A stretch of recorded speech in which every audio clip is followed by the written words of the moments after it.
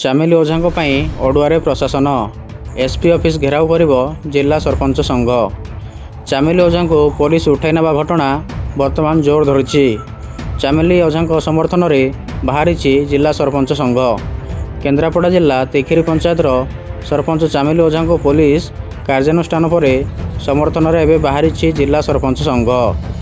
ଘଟଣାଟି ଥିଲା ଏମିତି, ପଞ୍ଚାୟତର ବିଭିନ୍ନ ସମସ୍ୟାକୁ ନେଇ ବିଡ଼ିଓଙ୍କୁ ଭେଟିବା ପାଇଁ ଯାଇଥିବା ସରପଞ୍ଚ ଚାମିଲି ଓଝା ଓ ବିଡ଼ିଓଙ୍କ ମଧ୍ୟରେ ପାଟିତୁଣ୍ଡ ହୋଇଥିଲା। ଏହି ଅଭିଯୋଗରେ କେନ୍ଦ୍ରାପଡ଼ା ଜିଲ୍ଲା ତିଖିରି ପଞ୍ଚାୟତର ଭାଇରାଲ ସରପଞ୍ଚ ଚାମିଲି ଓଝାଙ୍କୁ ଉଠାଇ ନେଇଥିଲା ପୋଲିସ। ମହାକାଳପଡ଼ା ପୋଲିସ ତାଙ୍କୁ ନେବାବେଳେ ସୋସିଆଲ ମିଡ଼ିଆରେ ଲାଇଭ୍ କରି ନିଜେ ଚାମିଲି ଏକଥା ଜଣାଇଥିଲେ। କେବଳ ଚାମିଲି ନୁହନ୍ତି, ତାଙ୍କ ଭାଇଙ୍କୁ ମଧ୍ୟ ପୋଲିସ ଉଠାଇ ନେଇଥିବା ଭିଡ଼ିଓ ସେ ସେୟାର କରିଥିଲେ।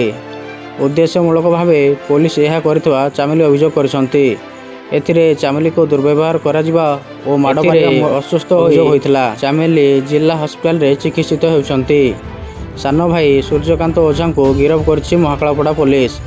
ଆଜି ମହାକାଳପଡ଼ା ବିଡ଼ିଓଙ୍କ ଚାମ୍ବରରେ ପଶି ତାଙ୍କ ଭିଡ଼ିଓ ରେକର୍ଡ କରିବା, ବିଡ଼ିଓଙ୍କୁ ଦୁର୍ବ୍ୟବହାର କରିବା ଏବଂ ପୋଲିସକୁ ମାଡ଼ ମାରିବା ଅଭିଯୋଗରେ ସୂର୍ଯ୍ୟକାନ୍ତଙ୍କୁ ଗିରଫ କରାଯାଇଥିବା ଜଣାପଡ଼ିଛି। ସେପଟେ ଚାମିଲିଙ୍କ ବିରୋଧରେ ମହାକାଳପଡ଼ା ବିଡ଼ିଓ ରବି ନାରାୟଣ ଆଚାର୍ଯ୍ୟ ଥାନାରେ ଅଭିଯୋଗ କରିଛନ୍ତି। ତେବେ ଚାମିଲିଙ୍କୁ ରାଜନୈତିକ ଆକ୍ରୋଶ ରଖି ଅତ୍ୟାଚାର କରାଯାଉଥିବା ତାଙ୍କ ବାପା ନିରଞ୍ଜନ ଓଝା ଅଭିଯୋଗ କରିଛନ୍ତି। ଏ ଘଟଣାରେ ଅଭିଯୋଗ ପାଇବା ପରେ ତଦନ୍ତ ହେବ ବୋଲି କେନ୍ଦ୍ରାପଡ଼ା ଏସ୍ପି ସିଦ୍ଧାର୍ଥ କଟାରିଆ କହିଛନ୍ତି। ଚାମିଲି ଓଝାଙ୍କୁ ପୋଲିସ ଉଠାଇ ନେବା ଘଟଣାରେ ଚାମିଲିଙ୍କ ସମର୍ଥନରେ ବାହାରିଛି ଜିଲ୍ଲା ସରପଞ୍ଚ ସଂଘ। ଏହାର ପ୍ରତିବାଦରେ ଆଜି ଏସ୍ପି ଅଫିସ୍ ଘେରାଉ କରିବ ସଂଘ।